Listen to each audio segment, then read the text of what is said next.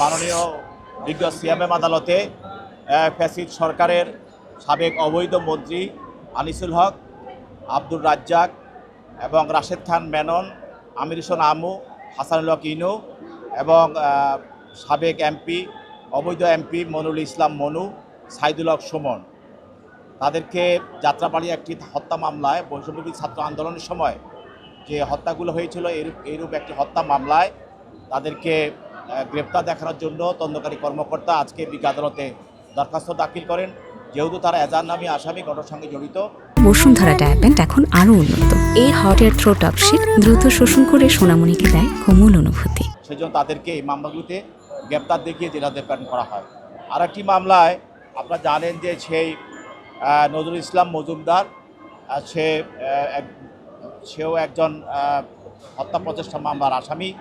এটাও একটি বাটার থানা একটি মামলা।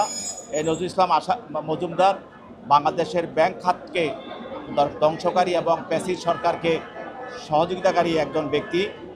তাকেও এই হত্যা প্রচেষ্টা মামলায় বিজ্ঞ আদালতে তদন্তকারী কর্মকর্তা উপস্থাপন করেন এবং তাকে গ্রেপ্তার দেখানোর জন্য প্রার্থনা করেন।